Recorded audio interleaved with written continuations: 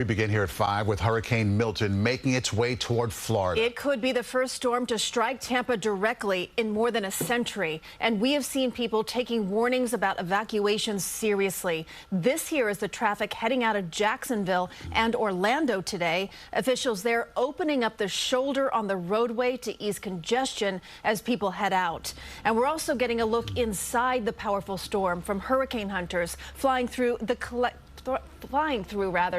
data for the forecast. And we have a live look for you at the Gulf off the coast of Sarasota County. This is courtesy of EarthCam. You can see the dark clouds forming overhead. We have team coverage for you from the west coast of Florida to our local airports. Let's get right to Lonnie Quinn and the latest track on this storm. Lonnie. Guys, the latest track, all right, that has not changed. What has changed? The strength of the storm. Now, it bumped down for a moment in time to a Category 4 when it, interacted with that northern fringe of the Yucatan Peninsula, but it's back to a 5. 165-mile-per-hour winds as of the most recent update, moving in the direction of Tampa, Florida. That has not changed. Like I said, this cone, by the time it gets to Tampa, is only about 20 miles wide. So the concern is Tampa Bay and what's going to happen, especially south of Tampa Bay, because that's where we're going to be finding the worst storm surge. From wherever the eye makes landfall, it's the eye area and south that will get the worst. I mean, take a look. It's filling up the entire Gulf of Mexico with outflow going right over the state of Florida already, and we are not going to have landfall until probably Thursday, early into the morning hours. You can see here the spaghetti models are primarily in agreement. Look at that. It's just a crazy consensus they have. I'm saying, as I look at this, 85% of the models say Tampa Bay is going to see a landfall. I haven't had one in 103 years. Let's start talking, though, about all the concerns with this storm, because there's a bevy of dangers, right? I mean, I will say this much. I've spoken to a lot of folks down in Tampa. They seem to be heeding the warnings, and people are evacuating, and that's a good thing. So here's what we have. As far as the storm surge is concerned, Tampa Bay, shaded in that pink color, 10 to 15 feet of storm surge. Put this in your minds. The folks in Tampa with Helene had about 4 to 8 feet of storm surge. This could be double that in some spots. All right, how about the winds? The winds, look, there's going to be a bunch of hurricane force winds that are not just on the west coast. They'll stretch over to the east coast as well. For those of you who have interest in South Florida, like the Miami area, tropical storm force winds as opposed to hurricane force winds. Rainfall, maximum number, a foot or so. And tornadoes, how's this? Anywhere from Orlando south all the way down to the Florida Keys, the potential for tornadoes is out there because of the track the storm is taking right now. But I said it yesterday. I don't want to use the cliche again, but it's true, guys. All eyes on Tampa Bay. It's all yours. Okay, Lonnie, thank you. All right, Lonnie. And speaking of Tampa Bay, let's go to our senior national weather correspondent, Rob Marciano. He is live there now with the preparations. Rob, we saw a video from Jacksonville and Orlando of people evacuating. What about Tampa? Have people been following orders from there? Very much so, Christine. It's only been 2 weeks since Helene came through here, and we talked to a lot of people that rode that storm out and may or may not have gotten damage into their homes, and most of them have said they are not sticking around for this one. So we've seen a lot of evacuations. We've seen a lot of people that are taking this storm serious. I have never seen so many homes boarded up in Tampa, as many scares as they've had as I've seen with this one. They closed down the MacDill Air Force Base. They evacuated that. They shut down the commercial airport as well. So it's all happening now, and today's the last full day really to prepare, and the rains have already arrived. What about all that debris from Hurricane Helene? It was all over the place. It was some kind of mess. How concerned are they about that? What are they doing about it?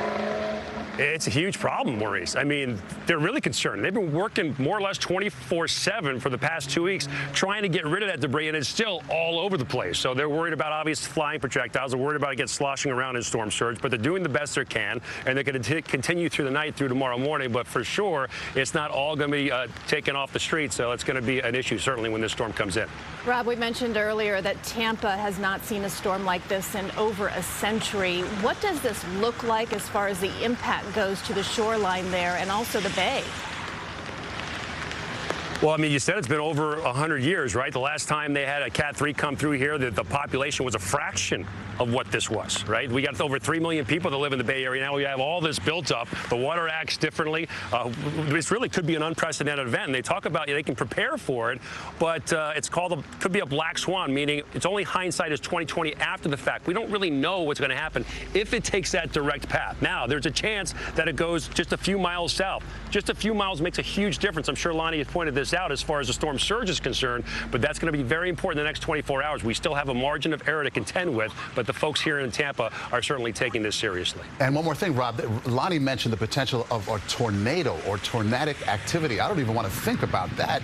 You can't really prepare for that, can you? I mean, no, you have to shelter in place if you're still around here. And good point, Maurice, if that were to happen where some of that debris is lying around, I mean, that's an even another fly in the ointment. So we get tornado threats with every landfalling hurricane, usually in the right or northeast quadrant of the storm. We'll certainly see that when this thing comes in tomorrow night. But it's just one more thing on top of the storm surge, on top of the wind, and on top of the rainfall, which will be immense as well. Okay, guys. Rob Marciano bringing it home for us tonight. Really appreciate the effort there, Rob. Thank you. Thank you, Rob. And as we did mention, Milton coming on the heels of Hurricane Helene. In coastal communities, there is a race against the clock to get debris off the streets and evacuate. We spoke with a woman in St. Pete Beach who packed up her car with what personal items she has left. Her home was destroyed and she barely escaped after being trapped in 6 feet of water. I was sitting on the top of the fridge, walked across and the fridge slipped down. Then I fell in the water, then I hold, where the sink was. On my, my son in Vegas told him, I'm not going to make it. I'm gone. Further inland, in cities like Orlando, residents are filling bags to shore up their homes, and others are just heading to hotels. Many of them are already sold out. Milton is a monster of a storm, as we've been describing here, and millions are getting the heck out of its path. And that, as a result, is creating some travel headaches up and down the East Coast. Tony Aiello spoke with travelers who endured gridlock and cancellations just trying to get here to New York. Westchester County Airport, not often a gateway for flyers trying to get to Suffolk County, Long Island. But Aidan Sheehan of Northport ran out of options. It was just complete chaos. Everyone's trying to evacuate millions and millions of people. He drove from Tampa to Orlando, flew to Atlanta, then to Westchester, all so he could escape Hurricane Milton. Mom drove him the final 90-minute leg from White Plains to Northport. Thank God we were able to move this flight to today. Yeah, it's scary down there. Gridlock is choking Florida and adjoining states as people flee the storm. College students Annika Murphy and Emily Bierman were stuck in traffic for hours, driving from Tampa to Atlanta so they could fly home to New York. I have a bunch of friends that stayed back and boarded up their windows, and I'm just really praying for them. Everyone started getting their stuff and heading out, packing it, scrambling to find flights. Flights were so expensive, it's hard to get anything. The storm also creating turbulence for people trying to get to Florida. Multiple flights from Westchester to Tampa and Fort Myers canceled today. Janet Woolman felt lucky to make her flight to Vero Beach on Florida's East Coast. Our condo is hurricane proof, so we feel like we're going to be okay, or we would not be going back. The churning storm creating waves of travel trouble. At Westchester County Airport, Tony Aiello, CBS News New York. The tracking service FlightAware says Milton is a major factor behind more than 1,500 flights already canceled for tomorrow. We'll continue tracking Milton throughout the night here, and of course, we'll have continuing coverage on our website.